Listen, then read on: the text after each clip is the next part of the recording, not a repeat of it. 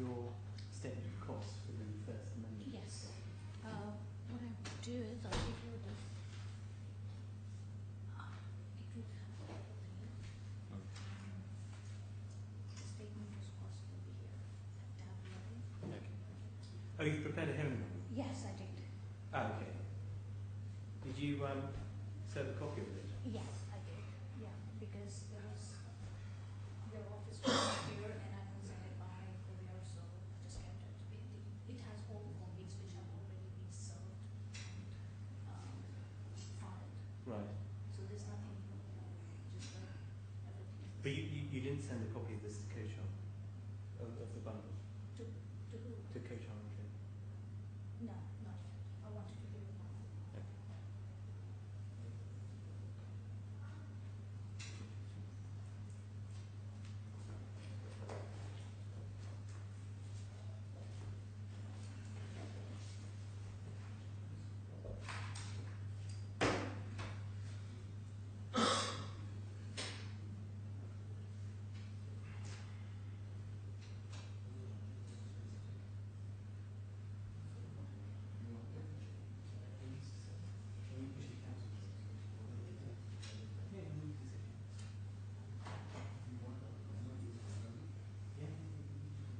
Are we ready? Yes.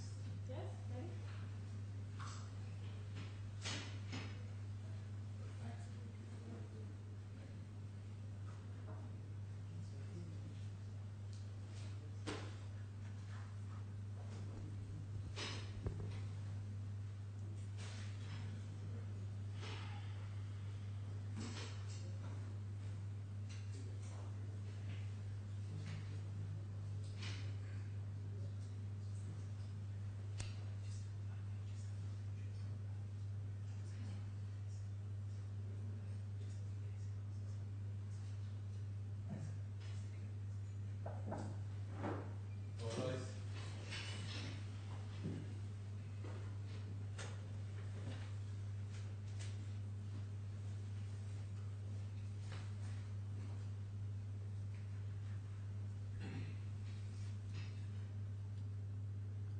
May it please Your Honour, my name is Aarti Sangar and I am the lead counsel for the claimant, Mr. Bhatia. Thank you, Ms. Sanger. Yes. Your Honour has Just a called... moment, is it Mr. Mithani? Your Honour, yes. I have the pronunciation correct? That's correct, Your Thank Honour. you. Yes. Well, there are two items to deal with today. One is this outstanding question of costs, and the other is the question of possible alternative dispute resolution. Yes.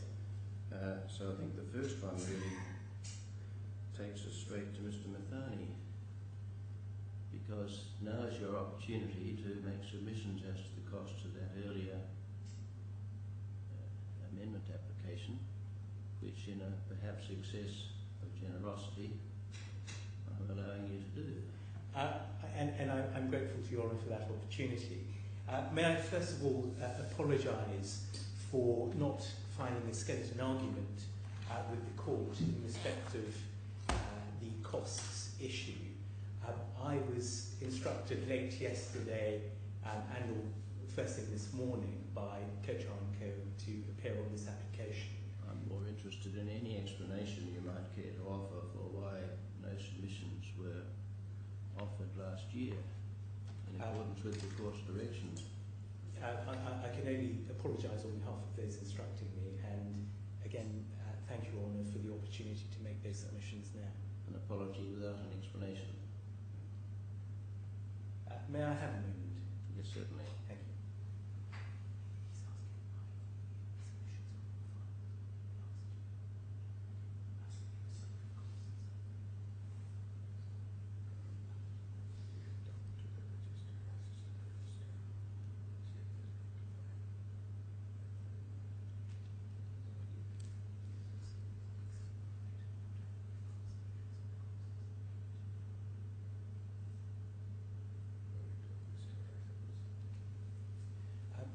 Your Honour, I understand it was simply some confusion on the part of those instructing me.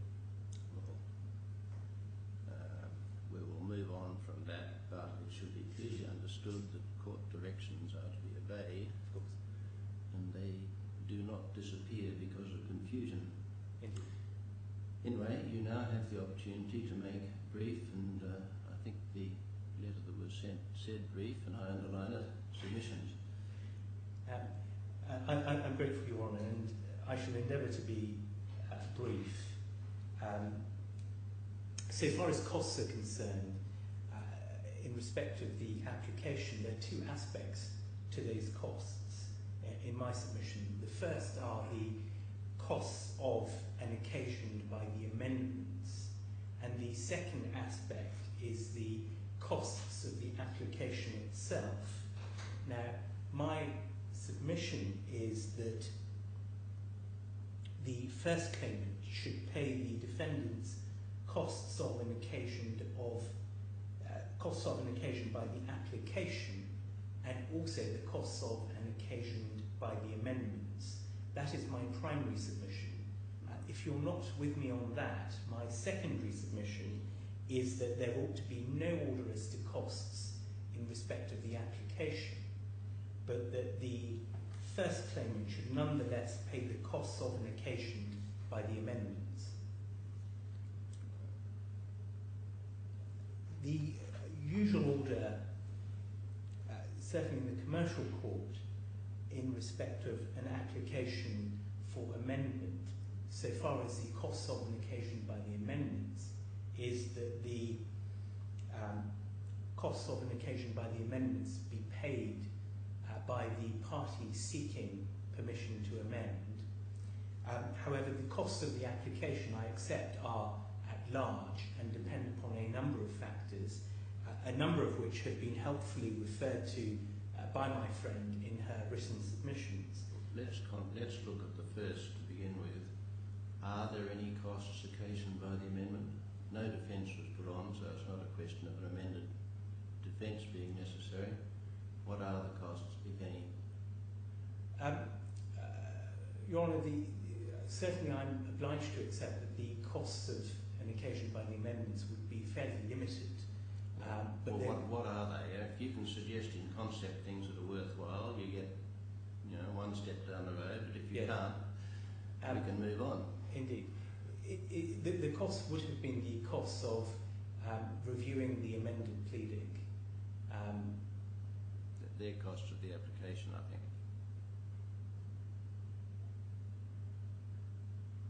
Costs of an occasion by the amendment are costs wasted by the work that's wasted because suddenly it's amended. Well, certainly I accept that this particular case is different to the usual scenario where an application for amendment would be made after a defence has been filed and then the defendant has got to effectively replead. Yeah. Those costs, of course, don't occur in this case. I think it's perhaps a slightly grey area as to whether the costs of reviewing the pleading would be costs of an occasion by the amendment or costs of the application. In my submission, they would be costs of an occasion by the amendment because the defendant would need to consider the pleading. But that's what you do. That's what you do when you get the application to amend. You sit down and say, right, well, what do they want to do? Yes. Have I got any problem with it?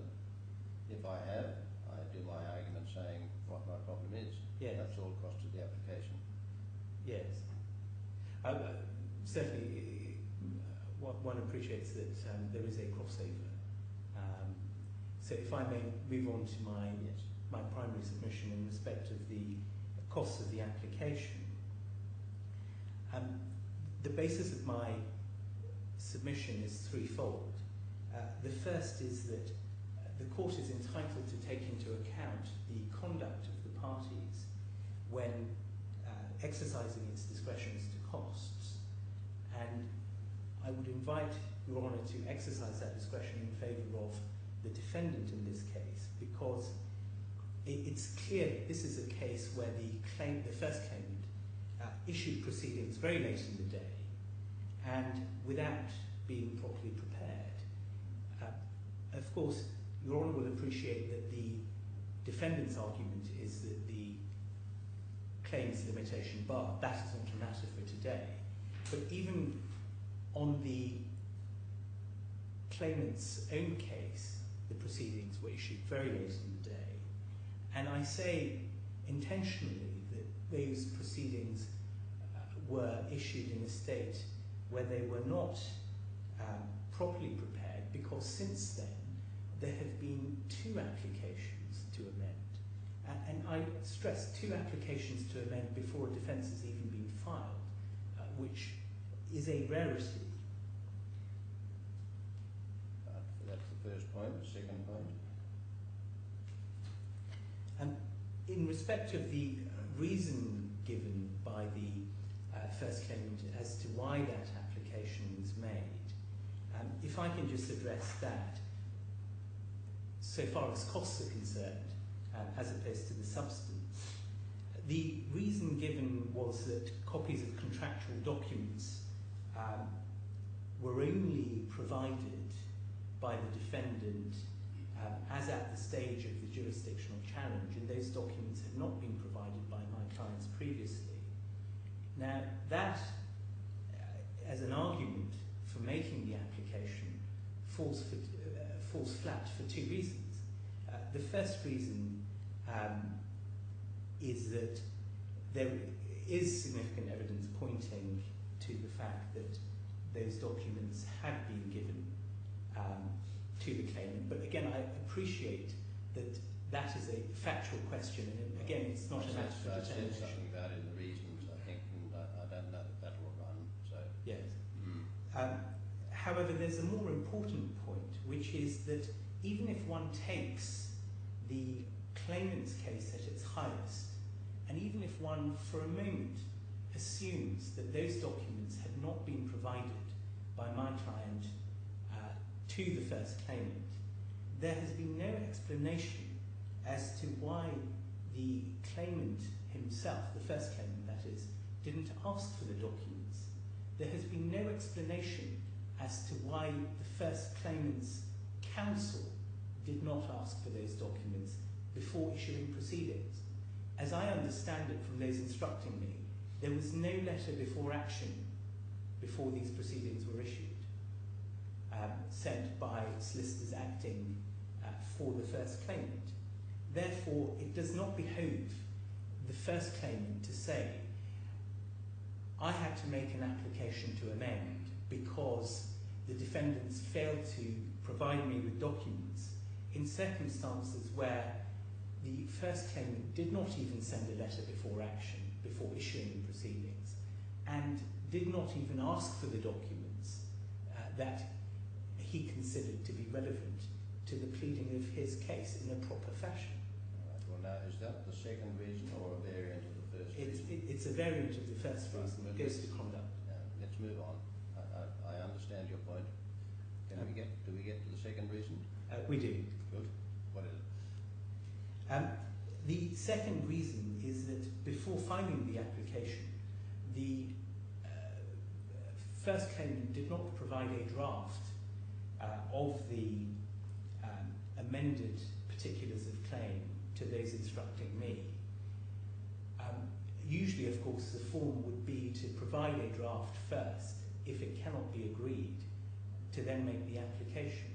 So my short point on that is that the costs of issuing the application would have been costs that would have been incurred by the first claimant in any event in this case. Those costs were unavoidable because this is not an instance in which, in the proper way, consent was first sought.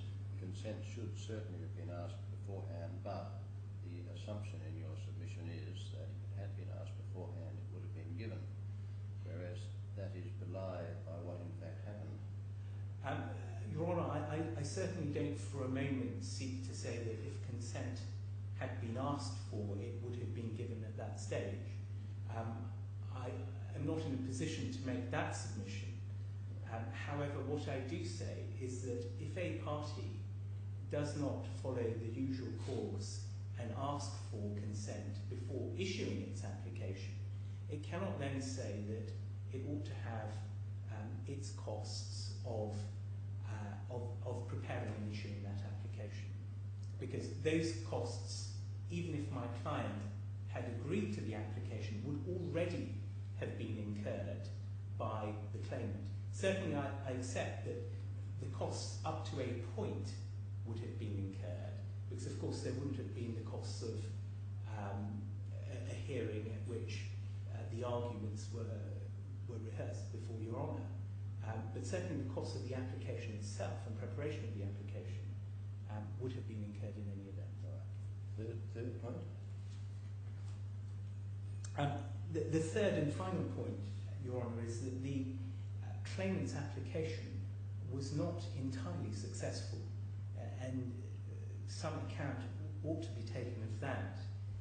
In particular, the application was unsuccessful insofar as permission was not granted in respect of what was then paragraphs 94 to 99 of the pleading, which dealt with unfair contract terms, and permission was granted on terms in respect of paragraphs 92 and 93 of the draft pleading.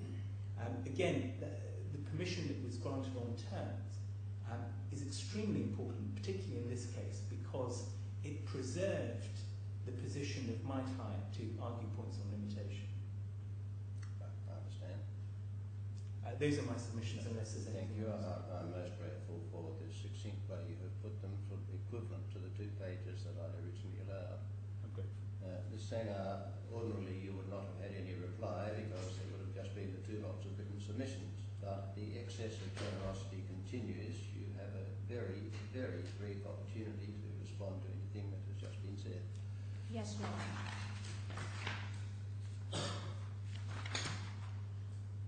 With respect to the issue of costs in relation to the claimant's first application, I would just like to mention that the reason why we had to amend the application was because the claimant did not have copies of any of the documents except for one document, which is very unusual and to some extent unprofessional on behalf of the bank not to provide these documents. But that's nonsense, Ms. Sanger.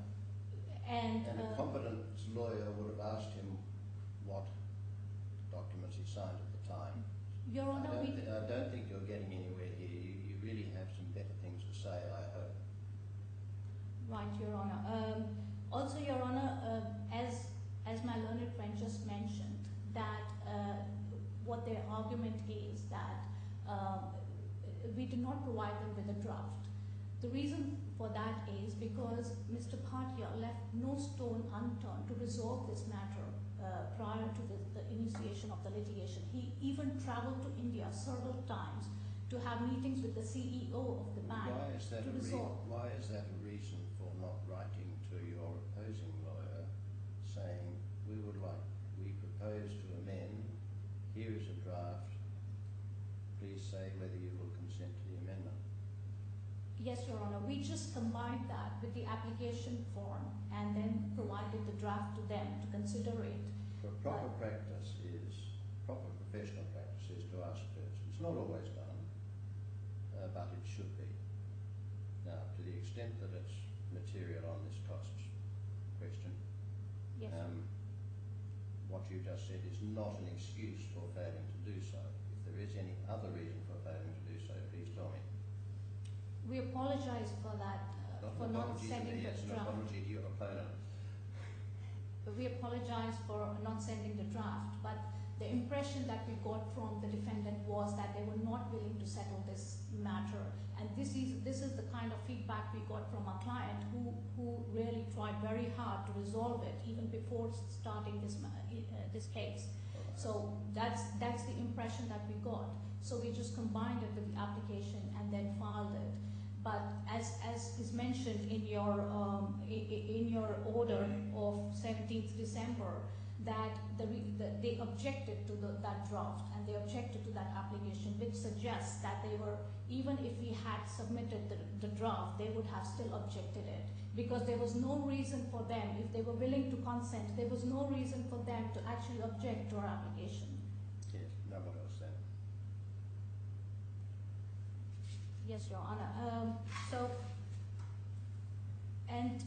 The onus lay on the defendant actually to consent to the amendment in order to support the overriding principle of 18.12, which is made for the parties to cooperate with each other and to save even the judicial time and resources. In their objections, the two objections that they stated were that the claimant did have copies of all the contracts, and the second objection was that our amendments were beyond what was mentioned in those contracts. And as Your Honor rightly noted in paragraph 16 of his order of 17th December 2014, that the defendant did not further explain any prejudice it would suffer if amendment were permitted, nor did it further address the substance of the amendments with a view to demonstrating that the pleading was defective. And we agree with those observations. The third argument that we would like to submit is that according to Rule 23.412, the defendant was required to file an evidence in answer or reply, which they failed to do that.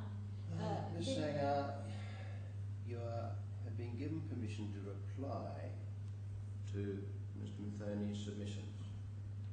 Yes, Your Honor. You are not replying to those submissions. If you have nothing to say in reply to them, you should sit down. Yes, Your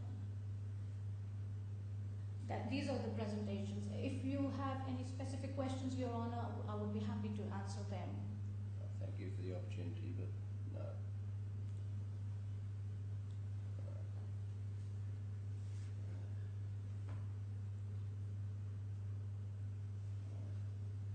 I propose to just take a moment or two, to adjourn for a moment or two, just to settle in my mind what I will do about the costs. But before I do so, let us look forward to stage 2. I asked, or more specifically I directed, but let's treat it as a request, that Mr. Bhatia, I hope I pronounce him correctly, or That's correct, be Your Honor. present. He is present, is he, Ms. Sanger? Yes, he's present. Thank you very much. And that a suitable officer of the defendant be present. Is he also present? Yes. Yes, Your Honor. Thank you very much. Well, what I'm going to do is to adjourn briefly, then I'll come in and I'll give my decision on the question of costs.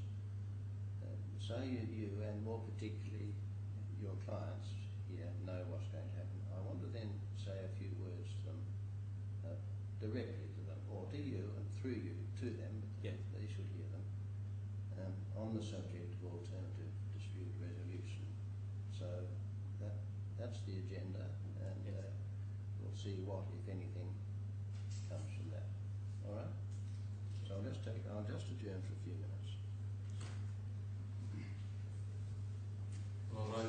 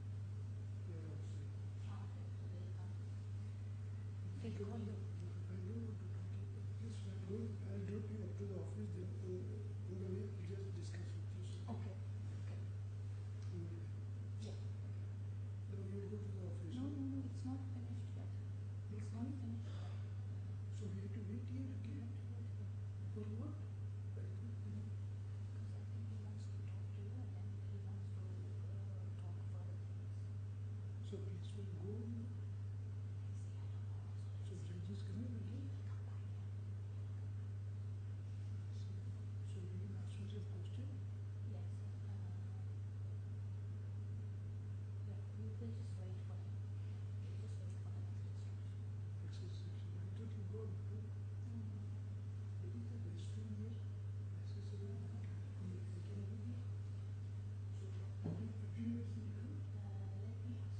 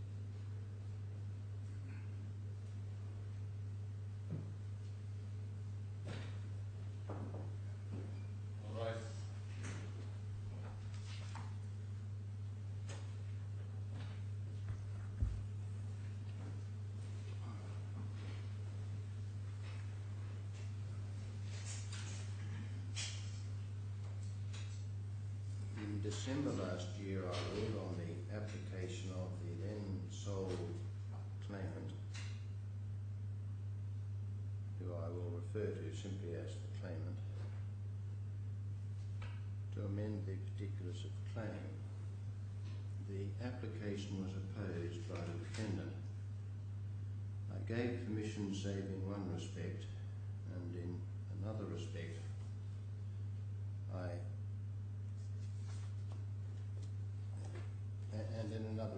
on terms. I conclude my reasons, and I quote, 21, the claimant submitted that he should have the costs of the application. The defendant made no submission as to costs. Rule 18.27 is relevant, but there are other considerations, and the appropriate cost order is not straightforward. Full stop. The parties should file further brief submissions as to costs. Full stop and end of quote. Rule 18.27 provides that a party applying for an amendment will usually be responsible for the costs of and arising from the amendment, but the court will have regard to any failure of a party to consent to an amendment in accordance with an earlier rule.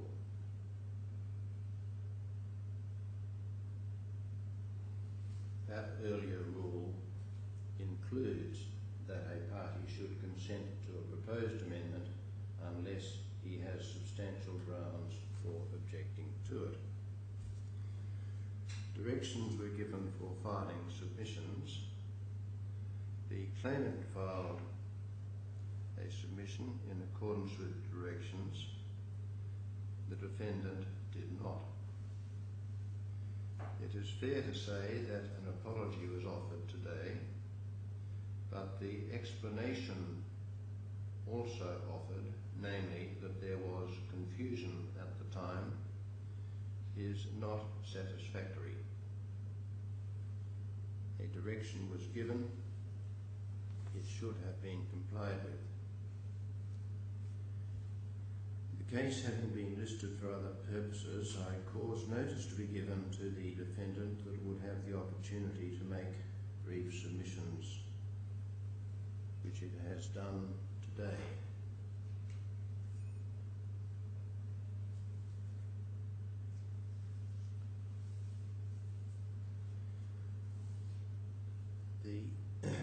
The claimant submits that Rule 18.27 should not be given effect, and that the defendant should be ordered to pay his cost of the application. He says that he succeeded for the most part, and that the defendant's refusal to consent to the amendments was unreasonable.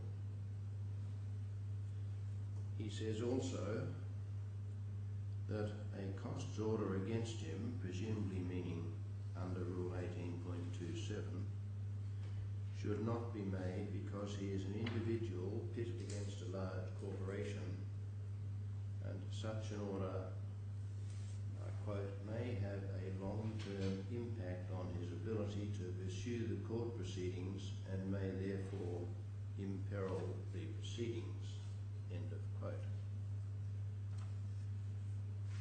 The defendant submits that there should be an order in its favour in accordance with Rule 18.27, and as its primary position that the claimant should also pay its costs of the application, with a fallback that there should be no order as to the costs of the application. He submits that relevant matters are the unsatisfactory reason given for the application, namely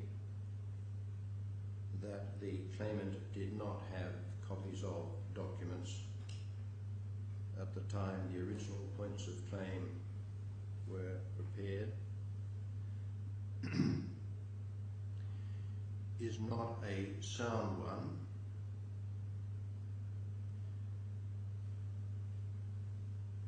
and although it was not put in these terms, to the effect that the need for the amendment was brought about by insufficient consideration of the claimant's case at the time the original points of claim were prepared.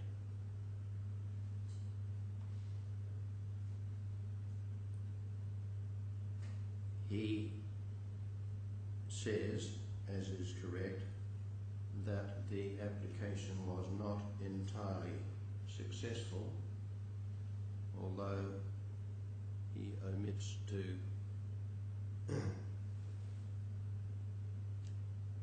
disclose, as is apparent from the reasons I gave at the time, that the lack of success was not due to any submissions made on the defendant's behalf, but was because I saw obvious matters which required attention and considered that I could deal with them in a just way. He also said that there had been no request for consent prior to bringing the application, and suggested that that meant that at the least the claimant could not have the costs of issuing the application. I put aside the consideration that the claimant is an individual. Apart from the fact that I have no evidence of his wealth, individuals, including less wealthy individuals, do not receive special treatment as to costs. The same principles apply to all. They are all exposed to and they are exposed to cost orders like any other litigant. However, I do not think this is a situation for an order in accordance with Rule 18.27. No defence had been filed, so the defendant did not waste any costs in that respect. The defendant would have had to give consideration to the original points of claim, but it brought a reasonably prompt application contesting jurisdiction, and the consideration would have been necessary for that. I do not think that there is any, and will be caught up in the cost order made in respect of that application, whether for or against the defendant.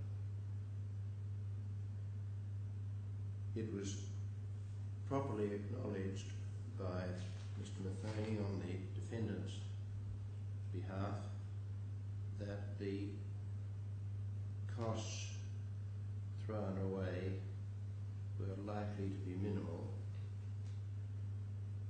I do not think that there is a sufficient prospect of costs to warrant an order under the rule, and as well, for the reasons I next give appear to me to call for such residual claim to an order under the rule as there may be to be denied. as to the cost of the application itself, it has to be said that there is not conspicuous merit on either side. The amendments were said to have been sparked by becoming aware of documents in the course of the jurisdiction application, but they went beyond anything so sparked, as indeed I observed in my earlier reasons, and the lack of earlier awareness causing such effect as those documents may have had on preparing the points of claim seems to me to stem from poor initial attention to preparation of the claim.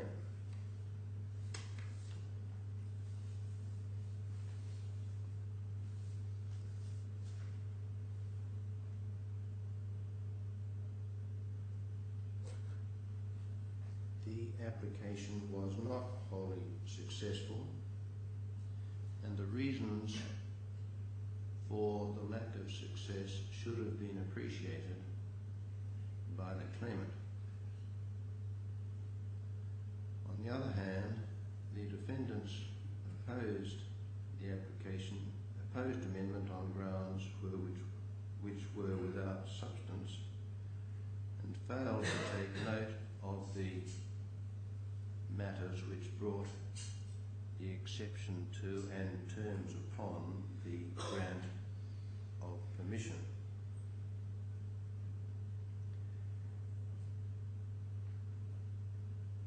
Absence of a prior request for consent is unfortunate, as proper professional practice should have been followed, but the defendant nonetheless opposed the application, and I do not think it has any causative effect on what should be done in relation to costs.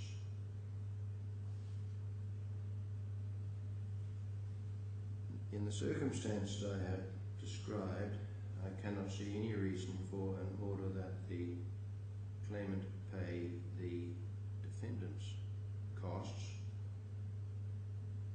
nor do I think that the claimant should be entitled to have his costs paid by the defendant.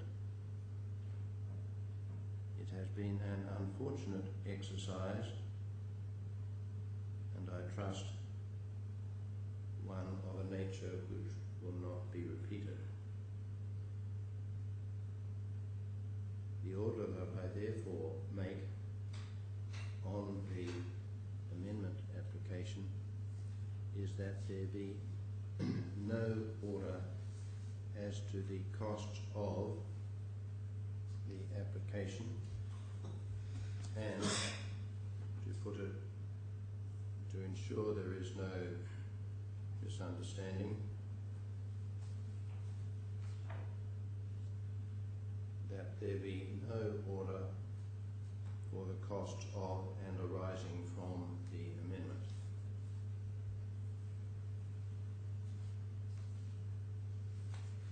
All right, well that's it, Ms. Sanger and Mr. Mathony. It's a bit of a disaster all around. Now that's actually relevant to what I wanted to move to next, because I am concerned that we're going to be faced with a disaster all around continuing.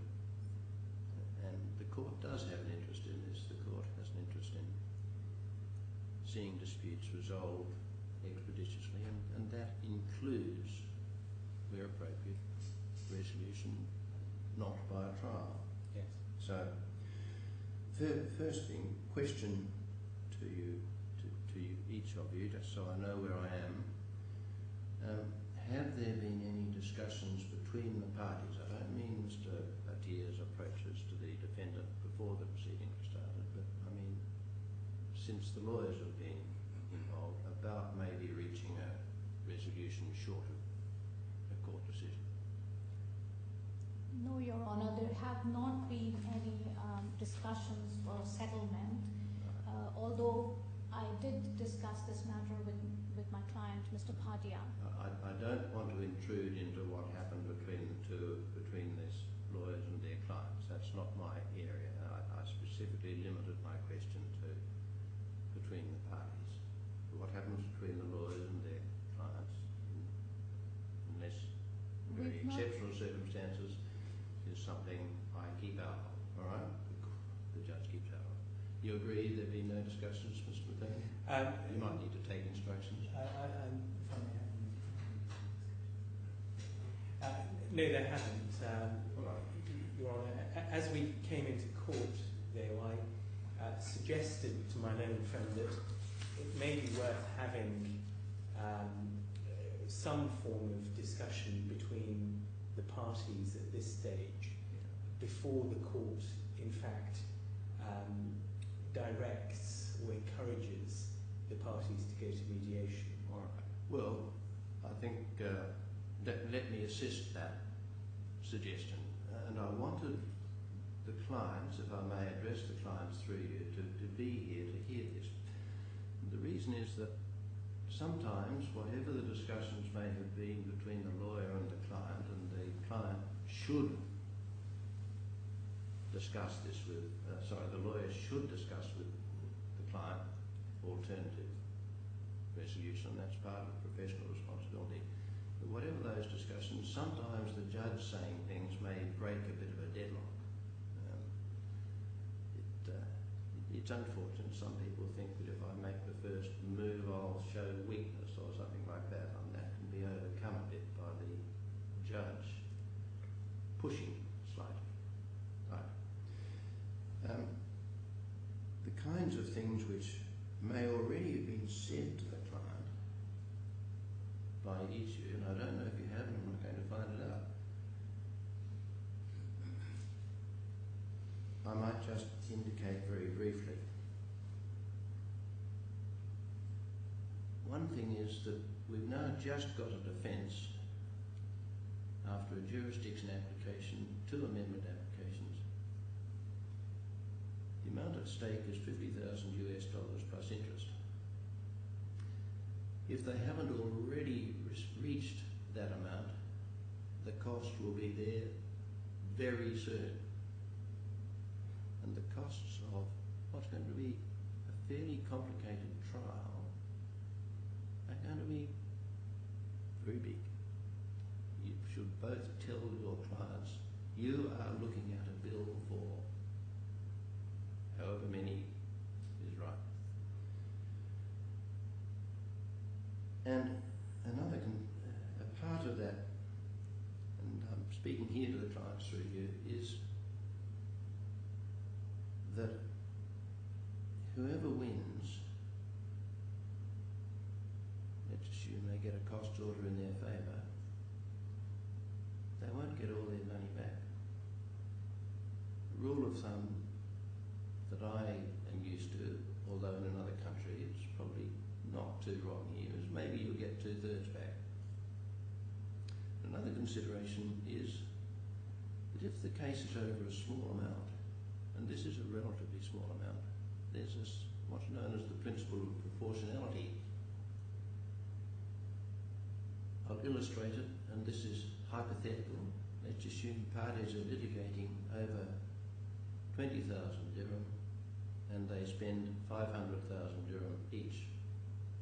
The court may say, we will give the successful party an order for costs, but on the proportionality principle, we will limit the costs that party recovers to, say, 50,000 dirham.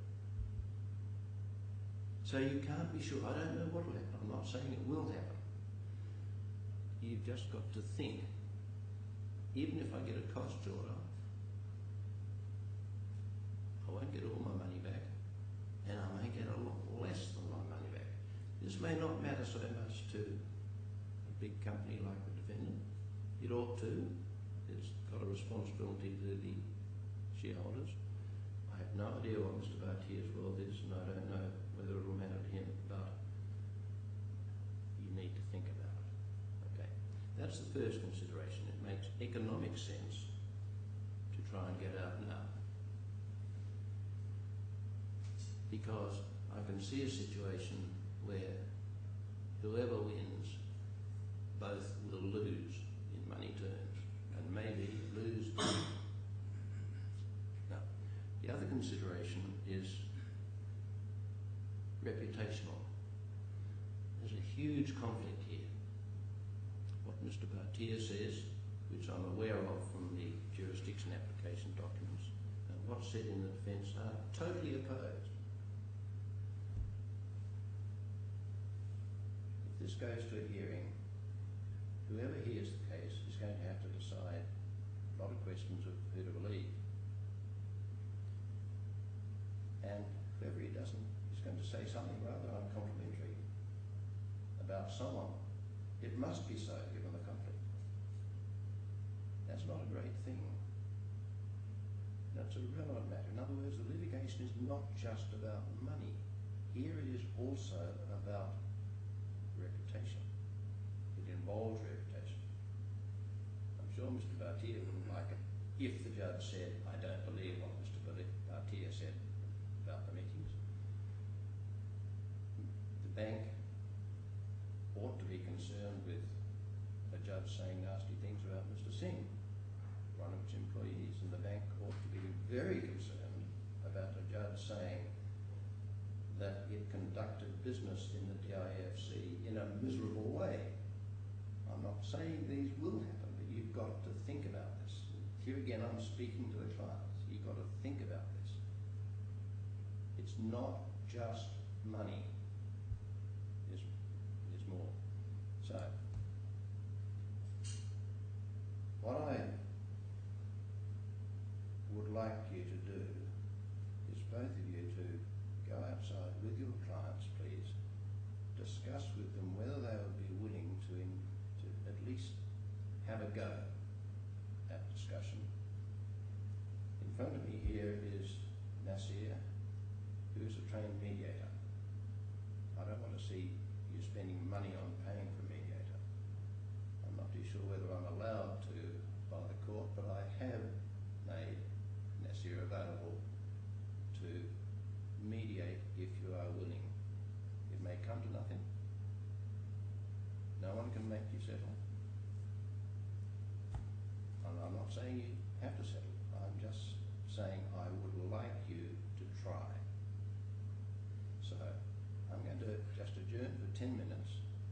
I'll come back earlier if it's appropriate. I'd like you to both discuss with your clients separately whether you're willing to give it a try.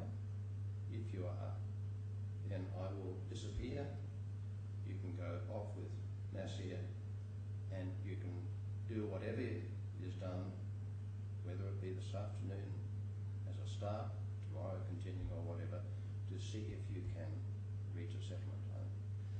Litigation of this kind over 70,000–80,000 US dollars does not seem to me to be sensible, and I hope that that will strike a chord. It does mean someone gives way. Both gives way. Yeah, that's the nature of a mediation. Okay? Now, there's probably not much room for you to say anything given what I've said and what I'm asking you to do. If you want to say anything, do. If not, I'll just adjourn for 10 minutes and you go off with your clients. You know, either of you want to say anything? No, thank you, Your Honour, for the opportunity All right. of making sense of it. I'll adjourn for 10 minutes. I will come back in 10 minutes for sure, but if for some reason, and I hope this happens, you both want to say yes, I'll come back even sooner. Okay? Your Honour, with your Lordship's permission, I'm not sure if we've discussed the issue of cost order in relation to the jurisdiction challenge, because that has been pending for quite some time as well. Well, that is not before me. I am not going to do anything about it. Right. Roger. All right.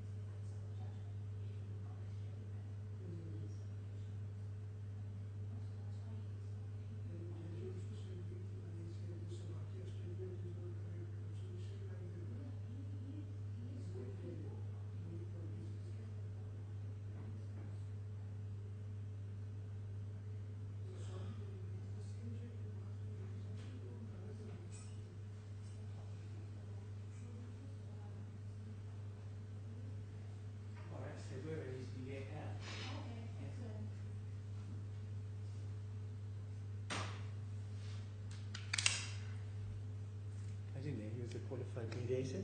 I didn't know too. It's very unusual. Yeah.